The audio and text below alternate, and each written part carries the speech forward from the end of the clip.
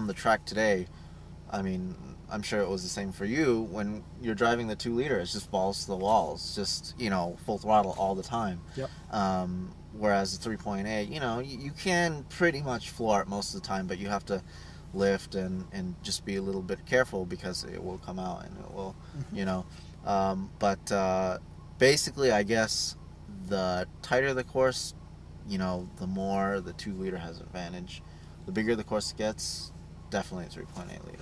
Right, and maybe as a counterpoint to that, there were a couple of turns today where you approached them, and the road was crowned in favor of that corner, and then as you hit the apex, it would drop away.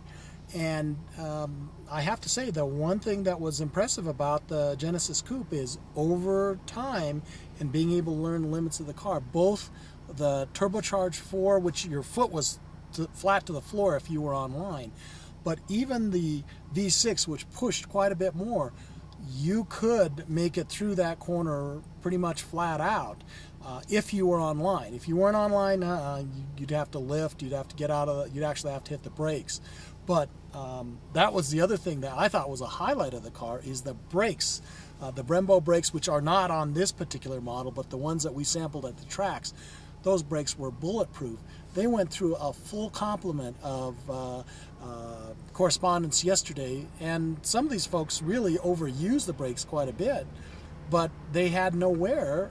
Today they may change out pads one more time, but that is a lot of heavy track use for those brakes, and they stood up well. Definitely.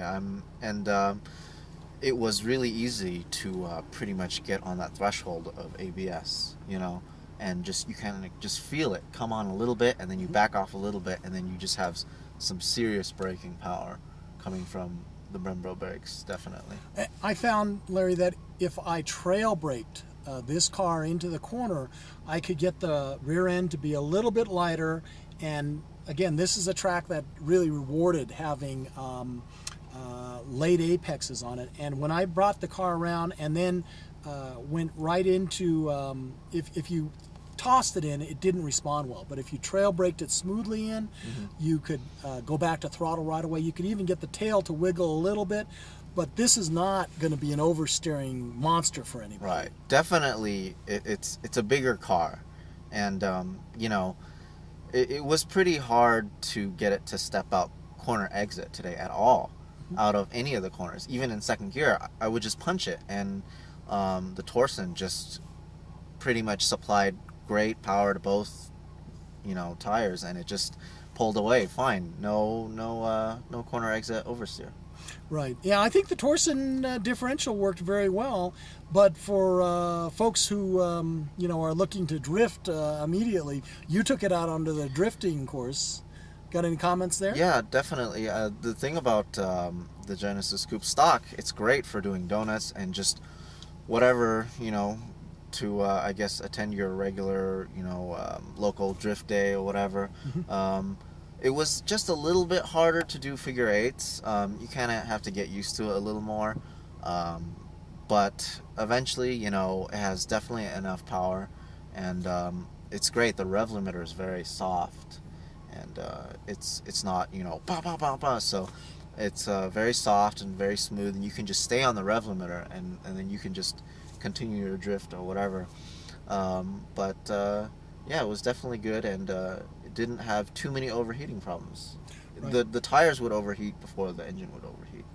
You know, I have to say, on all of the track model Gen Coupes, they were all equipped with Bridgestone 050s, and they actually wore pretty well. I did talk to a Bridgestone engineer about what kind of camber was set up in the car and how those tires were designed, and you know, that tire has been used for a variety of cars, everything from the 370Z to the G37, and they wore very well. This car only has about 1.5 degrees of camber in it.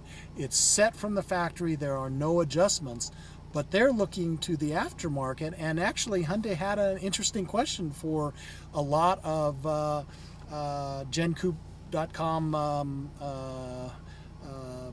subscribers to ask about whether or not they would have any interest in a Hyundai motorsports program where they could not only offer aftermarket parts, aftermarket support for SCCA or NASA or other grassroots racing efforts, but they also are at this point trying to poll folks on what kind of parts they would like, how that program might be administered. They're still in the talking stages, but they're very interested in it, and I think that's an encouraging sign. Yeah, I think it's good because Hyundai is a young enough company for them to, be able to connect with real enthusiasts. Like, for example, this event. I mean, you've been to other events like it, and this event just pretty much blows them away, right?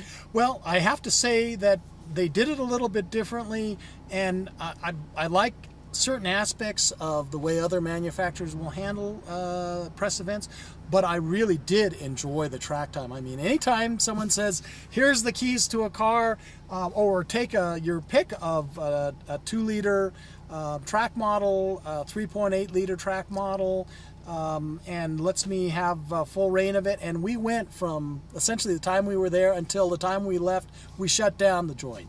Yeah, definitely. And I mean, they're kind of showing that it's pretty versatile because they got an autocross setup, they got a skid pad setup for drifting and donuts, and then of course they have the full road course setup. So you got 3 things. I mean, they said 4. You can also take it out on the street, but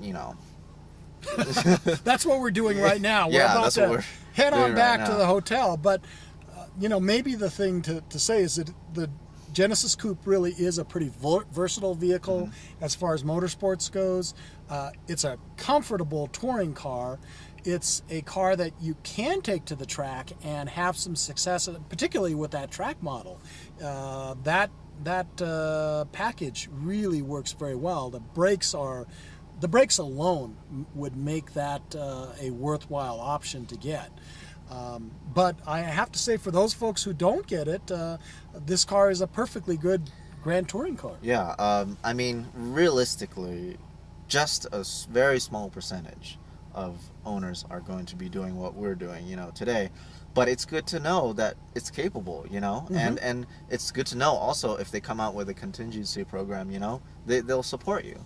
And that's good, factory support and whatever. And you got a great warranty, if you're racing in stock class.